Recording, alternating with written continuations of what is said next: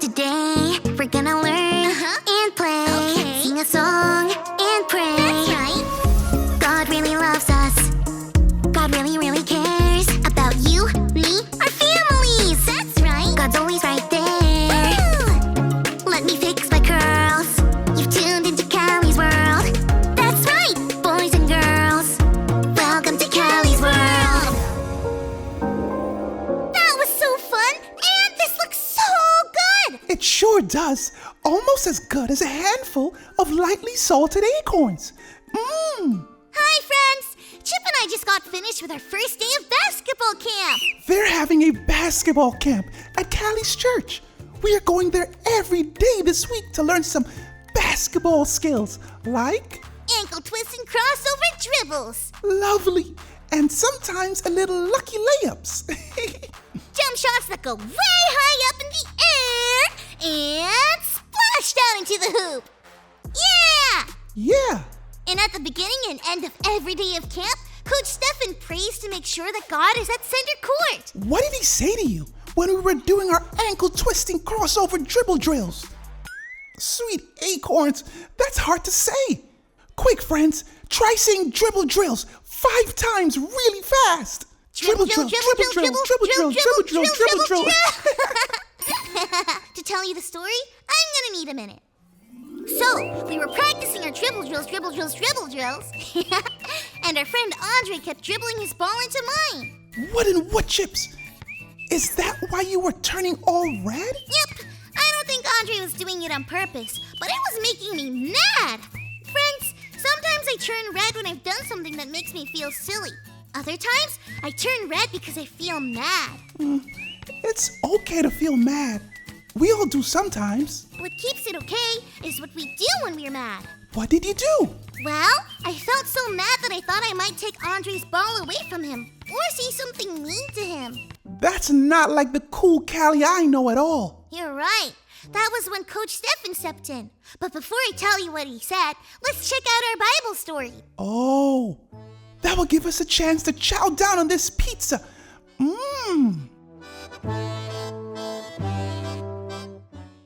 Today's Bible story comes from 1 Samuel chapter 25.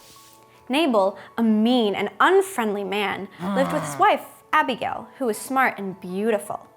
Nabal was very rich and had thousands of sheep. It was time to shear or cut the sheep's wool. Many people use this time to celebrate by being generous and sharing with others. There was a time when Nabal's shepherds and sheep were in the wilderness. There, they met David, who was the next promised king. David and his friends helped keep Nabal's sheep safe. So when David heard that Nabal was shearing his sheep, he sent 10 of his friends to give a message to Nabal. They asked Nabal to share food with them. After all, they treated Nabal's shepherds and sheep well while they were in the wilderness. Nabal refused to share any food with them. He was mean with his words.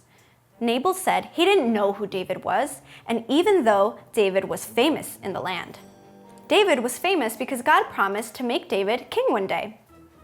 David was extremely upset when he heard that Nabal was being unkind to David's friends, so he took 400 people to go fight Nabal. One of the people who worked for Nabal told Abigail what happened, and Abigail had to act fast before something bad happened. She quickly gathered a lot of food to take to David. When she saw David, she bowed in front of him and apologized for Nabal's actions. She knew God had special plans for David. She asked him to receive the gifts of food and forgive Nabal. David was glad that God sent Abigail to meet him. David decided to forgive Nabal. That's how Abigail made peace. Sometimes we might be unkind like Nabal or get angry like David. Next time that happens, think about how you can make peace, because making peace is part of God's game plan.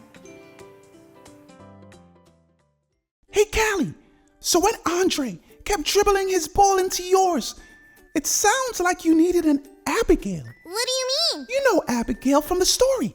She wanted to make peace with David. I bet David was as rad as you were. Maybe even redder. Maybe even redderer. Oh, yeah! That's what Coach Stefan was. Like Abigail. He took me to the side and told me to take a deep breath. Let's do it together. I felt better after that.